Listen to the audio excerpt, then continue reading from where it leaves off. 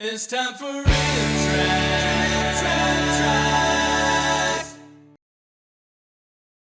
Hello, RiffTrax fans out there in RiffTrax land, and welcome to a very special stream here on our Twitch channel.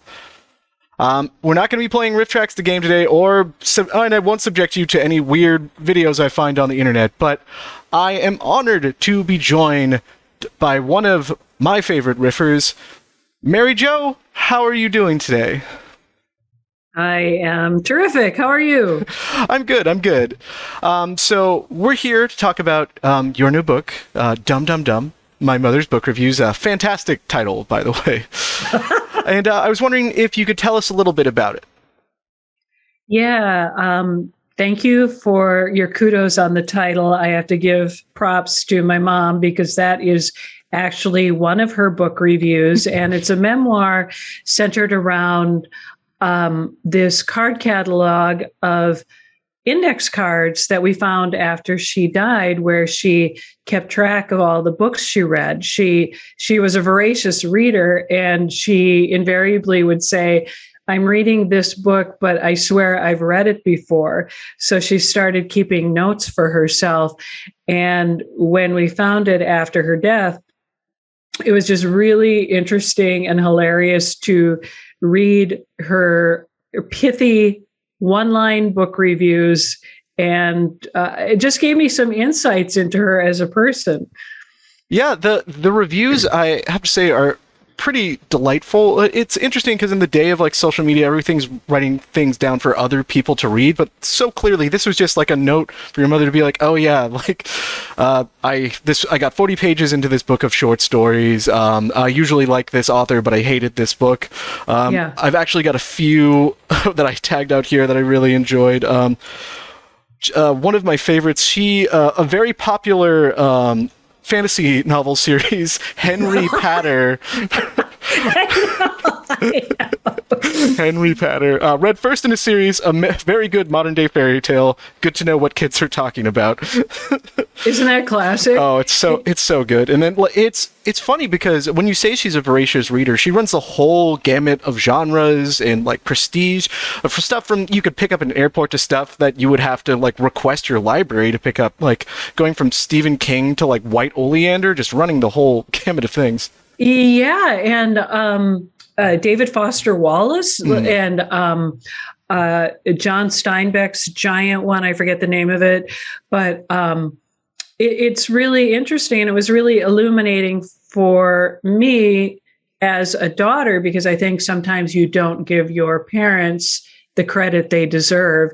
And it was just really interesting to me to see her willingness to try everything. Mm-hmm. And would you say that kind of rubbed off on you and your pattern for consuming books?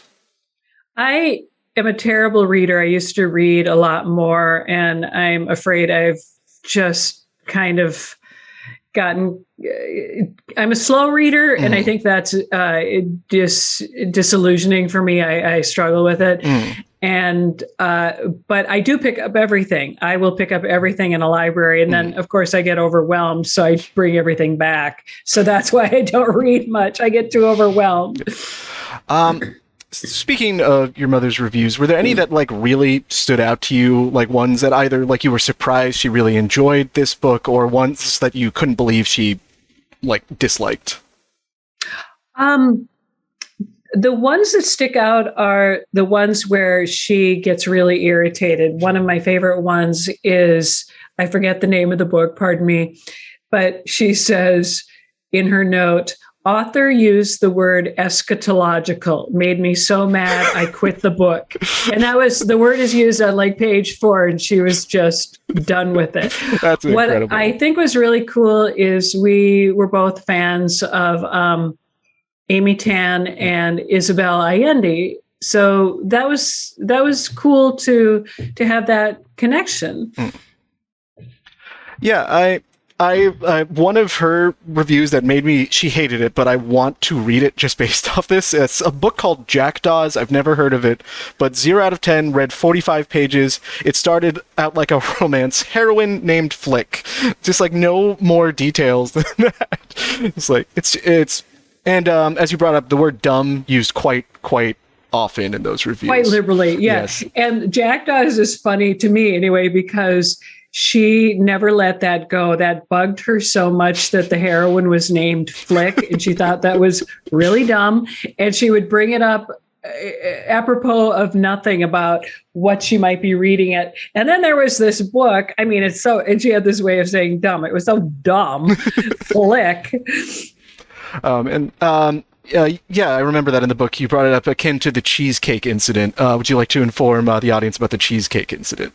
Yeah, the cheesecake incident. Well, I go into it a little bit more in the book, but I think the last words I said to my mother were, "I'm sorry about the cheesecake, Mom," because one Thanksgiving, she made this incredible cheesecake, and it was from a box mix, but she doctored it up. My parents always like to doctor up food, and it's just delicious. And I came home from college and started nibbling on it, and it was for Thanksgiving. So by the time she opened the pan, it was, there was a good deal missing. And she knew right away it was me, but I denied it. And I bet it was 40 years, over the course of 40 years, she would bring up the cheesecake, and she would just be like, that time you ate the cheesecake. And every time I was like, you don't know that it was me. And I was so insulted that she didn't even I didn't even get my due process. She just knew. And I think it really illustrates the way a parent can know you and you do not want them to know you. Yeah. I was mad that she knew that I spent the previous evening with my head in the refrigerator eating this cheesecake. Yeah. But if you tried it, you'd understand. It's so good. I'm sure it was amazing. I mean, even the worst cheesecake is delectable, so I can't even imagine. Yeah, here, right. So you talked a little bit about what drove you to write the book, and it's understandable this was kind of part of processing the grief of your mother's passing. Do you think going through all of this and revisiting things helped with it, putting pen to page really helped process everything? That is a really good question. I think it's how I process just about anything. I am just always writing thoughts down, trying to figure out what I think about stuff, or put language to stuff that confuses me. I have to believe it did, but it was also painful because you realize things about your mother, your parent, that you have no way of going back and seeking clarification about. And I think that comes with age. I think it comes with losing a parent, that these things only come to light when it's too late. So that part was painful, but there are other clues to her as well. And growing older myself, you realize that your parent turns out they're multidimensional. Yeah, I can relate to that a little bit. It's interesting because everyone's relationship with their parents is unique, but then reading a book like yours, seeing the intersections, like my parents would also doctor up food,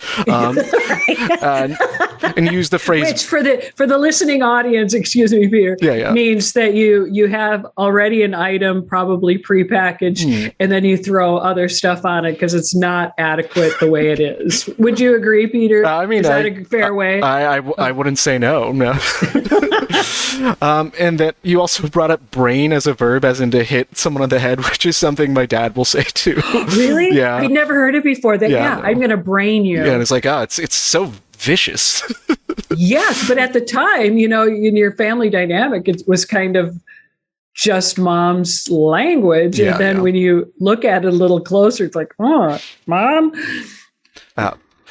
So we're talking about rediscovering, your mother through going through these book reviews. Was there anything in particular that really stood out that you like, something unexpected about your mom?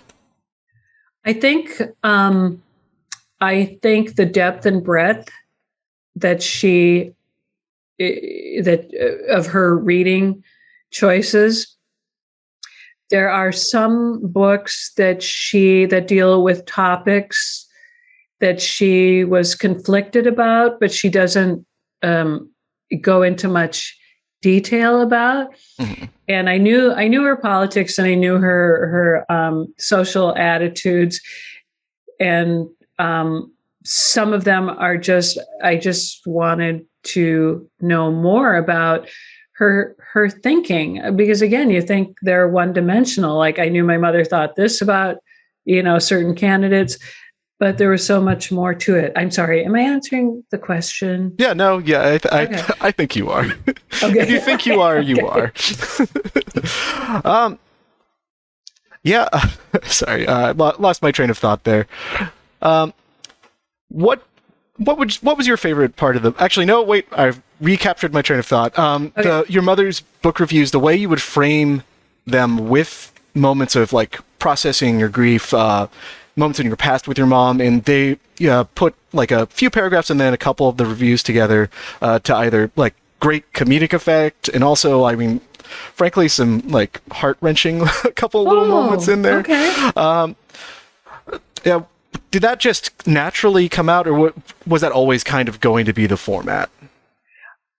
I think the format presented itself as I kept writing it, but it was really a giant pain to configure, because a lot of the book reviews can inform different ideas or memories that I had. So it was like a jigsaw puzzle that was several separate jigsaw puzzles, and the shapes kept changing. So logistically, it was very, very challenging. I'm not sure that, I executed it exactly, but at a certain point you have to like surrender. Yeah,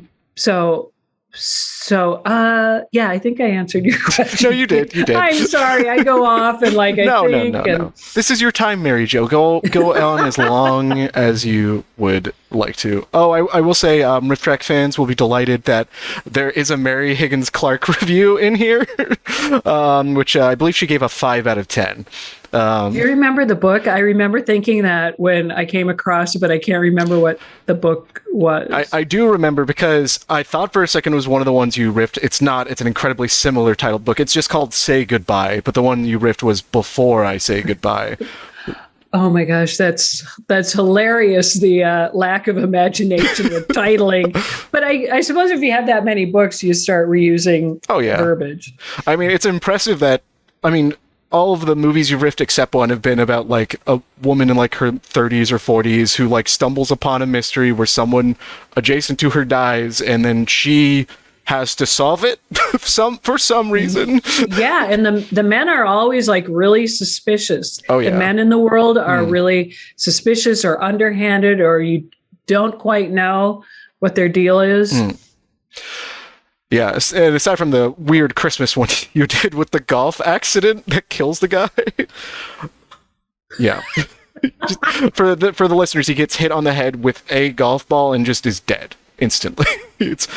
But we're losing track of things here. How much did your mother love Costco?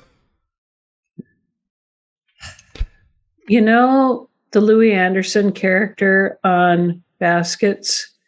Yes.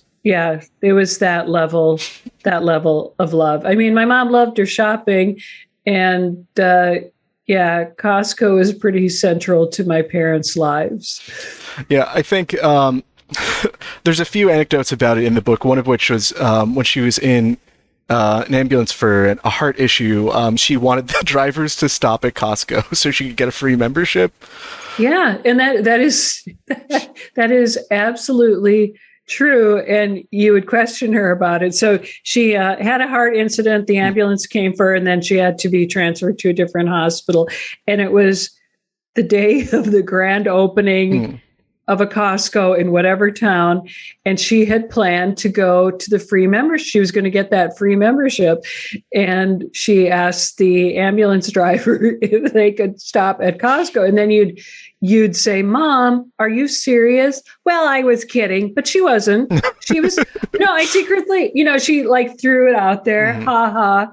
But if they had said yes, she would have been all over it. They would have shot her to the front of the line too. She came. Oh, I never thought of that. Oh, Mom, you really could have worked that angle. Oh, man. So just to wrap up a few things here, what do you want people to take away from this book when they read it? I want people to take away that they don't hate it, number one. Of course. Secondly, that they can relate, that they laughed, that they connected with something about the human experience, if I'm not being too lofty. I think bottom line is that they're entertained, and that there aren't too many typos, because that's a huge deal with me. I didn't notice any, for what it's worth. Okay. My English degree is from UC Santa Cruz, but it's still an English degree. I should have had you proofread the book. And just a note to the audience here, if you look at the link underneath, it's rifftrax.com/dumdumdum. That will take you to the publisher's website to purchase a copy of the book. It's currently $4 off. Get it for a lean $16. It's a good read. I'd highly recommend it. Thank you. I took a lot of notes on it, so there's a lot of noteworthy things. And last, Mary Jo, what do you think would be the score your mother would give the book? Oh, well, she would probably give it a 10 on one of her cards, but I have a feeling that little things would come out in that typical Midwestern way where, oh, did you have to write about how short my legs were? Or it would come out sideways like, well, I don't think you had to say how short my legs were. So little things would come out. Oh, man. Wonderful. Well, once again, the link is below the video right here, and I'm going to open things up to the chat for some questions. If you guys have anything you want to ask Mary Jo, book related or otherwise, there's a lot to talk about. Maybe there's some secrets about Pearl Forrester that we can unearth. I'll just kick things off. I very much enjoy yours and Bridget's riffing of the Bride series, particularly the third installment, which is the dumbest one.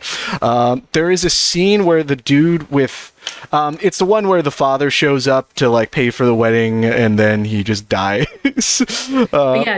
Peter, refresh my memory, did we do them out of order? Yes, you did 2, 3, and then 1.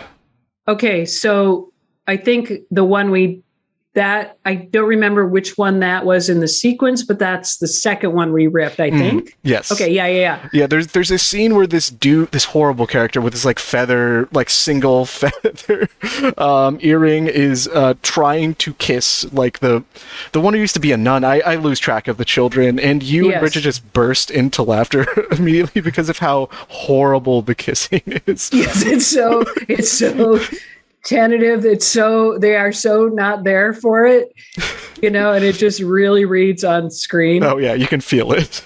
Yes. All right, we've got some questions in the chat here. I've seen this come up before.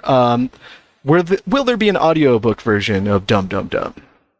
I expect so. I think we're making plans to make a plan for an audio version. Yes, I actually have talked to producer Chris Gersbeck, who has the technology to do that. He does the Mary Jo Pehl show, and we have talked about that because I'd love to do it, and people have been asking for it. Short answer, yes. Yeah, so great. That's in the pipeline. Yeah. Also asking, so the autograph promotion is currently over. Is there any plans to release some more autographed copies of the book? Yeah, there's a way to do it. If you want to buy the book, and it's a little cumbersome, we might revisit a more streamlined way. But if you buy the book and want to ship it to me, I can give you that information. If you email me, you can ship it to me with self-addressed stamp packaging, and I will gladly ship it back to you if that's useful. Yeah, there you go. I think that will I think anyone who wants a signed copy will be happy to self-address some packaging. Yeah, and I'm happy to do that. And we might, maybe someone, Robert or Patty from Red Hawk is watching this, and we might want to revisit that promotion. There you go. Little lighter question. Someone is asking what you're doing for fun and edification right now, and if you're planning on working on another book. Yeah, I hope to work on another book. I don't know what it is yet, and it's summer in Minnesota, so I'm playing a lot of bocce ball and biking a lot, and I have a yard that is very small by most standards, but it's really overwhelming to me. So I'm doing what the kids call weeding. There's a lot of weeds out there. So that's summer in Minnesota is its own thing. So that's kind of what I'm up to these days. Yeah, I have to confess, I've never played bocce. I've heard good things. I hear it is somewhat similar to the rules of curling, which I greatly enjoy. I don't know. You know, people on my team know all the rules, and I just throw the ball when I'm told to do it. It's just really fun to be outside in Minnesota. So, all right. This was apparently asked of Bridget at the Mads live stream last night. But would you guys consider collaborating on a riff with Trace and Frank? Absolutely. Yeah. Wait. What did Bridget say? I didn't see that question. Yeah, actually, chat, what did Bridget say? I was streaming on here at the time. I don't want to throw anyone under the bus, but yeah, I love the Mads. I love those guys. Oh, man. Okay, we have our first Pearl Forrester question here. Do you think the Forrester clan celebrates the Seinfeld holiday Festivus, where they have to air grievances? Oh, I think that's a year-round holiday for the Forresters. I think it's always... stuff is always coming out one way or the other. And if it wasn't an issue before, the next day could be an issue. Like I know from my own family of origin, like something can be fine. And then the next day it's like, wait a minute. So I think there's a version of it for the Forresters forever, for sure. Let's see. Josh Flowers asks, who would you like to play you in the inevitable movie adaptation of Dumb Dumb Dumb? Oh, oh, well, do you think it is inevitable? That would be, how would you do that? That's really interesting. I don't know. I've never made a movie. Who would I like to play me? I guess it might have to be, I don't know. I'm so unimaginative that way because there's several iterations of me, like as a kid. And so I don't know, maybe, great question, Josh. Can we circle back to it, Peter? Yeah, I'm stumped. I want to know who the chat would, I want to hear from the chat, like who they think that would be. I see Meryl Streep. Bridget Jones Nelson. That would be amazing. I would love that so much. Maria Bamford also suggested here. Oh my God, what an honor that would be. I know. Another lovely Midwestern comedian. Let's see, what else do we got? Kathy Bates, get that Oscar. Sure. All right. Let's see, Bruce Willis, someone says. Why not? Sure. Oh, I'm sorry, he's retiring. He can't take it. I know. Let's see, circling back to some riffing. Someone asked if more of the teenagers' movies are discovered. Would you guys like to riff them? I don't know if we would. I think "like" might be too strong a word, but I think there might be one floating out there somewhere. I'm not saying that RiffTrax has it. We do know of the existence of one or two, but I would happily do it. I think enough time has passed. We've had enough breathing room. Those were always difficult, but people loved them, and that's always great. Yeah, it's just very, even relative to the movies we do, very wild plots and those things, especially considering where it's just a group of teenagers. Totally. So excellent. Yes. So much intrigue, and like Broadway style shows always end up coming into play. It's like you guys the production values of their shows are stunning. Yeah, you guys are supposed to be 16. Oh man, though those riffs are fantastic. Highly recommend. They play on this channel regularly, so hopefully Excellent. you guys can enjoy Freddie and Dodie and all the other ones whose names I don't remember. All right, let's see. What is the worst movie you have ever watched for MST or RiffTrax?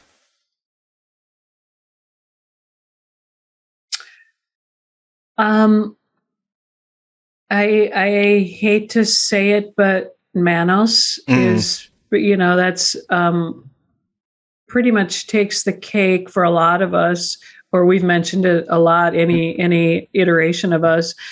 But having recently seen, pardon me, The Brain That Wouldn't Die, when the Mads did it not too long ago, I had forgotten, like, not only is it poorly executed, like really bad, like padding on a new level, it's really vile. Like there's a lot of vile stuff that I guess I forgot or overlooked the first time because you're just working on the joke piece of it. So I'm sorry, that's a really long answer. The Brain That Wouldn't Die is really bad.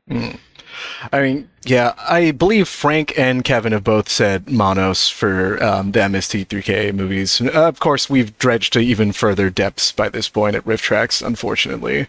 Yeah, no, yeah. Right. I mean, I guess we can let people know here that you and Bridget are working on a version of The Brain That Wouldn't Die for RiffTrax. Well, I was trying to be. I wasn't sure if I was allowed to. It's fine. But yes, having just watched it again with Bridget, it's yeah. Yeah. All right, chat. Let's maybe do one or two more questions. Is that okay, Mary Jo? Certainly. Okay. Let's keep going here. Scrolling through chat. I mean, I guess I'll ask a question here. Is there one... how often do you revisit episodes of Mystery Science Theater 3000 that you, like, appeared on screen for? And is there one that really, like, stands out to you as a favorite? Very occasionally. A couple that stand out to me are... oh, God, I've seen so many movies, and like my mom, I keep losing track of the titles. The one that takes place on a spaceship with John Cameron Swayze, is that his name? And it's got Dirk Chunk Hunk. Do you know? Which one is that? Oh, okay. Is that Space Mutiny? Space Mutiny, yeah. Thank you. I really love that one. Some of the host segments that make me laugh are the ones that Bridget and I got to do together, like Space Moms. I think it's pretty funny. When we are the neighbors visiting Frank and Trace, that was really funny. When I watched Jan in the Pan, it took me years to watch myself in any of the episodes. So now I'm looking at them, and Jan in the Pan is fun to watch. Hands down, when loving lovers. I was going to say, yeah. with Bill, and people dig it so much, and I die laughing every time Bill makes his super corny entrance because he just nails it. It's just so excellent. Oh, that charmer Bill Corbett, even in brain guy makeup. All right, well, I'm not seeing any more questions in chat here. I guess what? I know I'm disappointed. So disappointed. Is there anything else you'd like to leave us with before you head out? No, I really appreciate your time and RiffTrax's time. This is great. Thank you. Well, thank you so much, Mary Jo, for joining us. The book, once again, is Dumb, Dumb, Dumb, My Mother's Book Reviews. If you go to the link below, rifftrax.com/dumbdumbdumb, that will take you to the publisher's website where you can buy a copy of the book. It's currently on sale for $4 off. It's a great read. You won't regret reading it. Thanks, Peter. Yeah. That's awesome. Yeah. Thanks. Mary Jo, thank you again so much for joining us. And we'll talk again soon. We can bring you back sometime. Yeah, for sure. Thanks, everyone. Yeah. Bye. Bye. It's time for RiffTrax.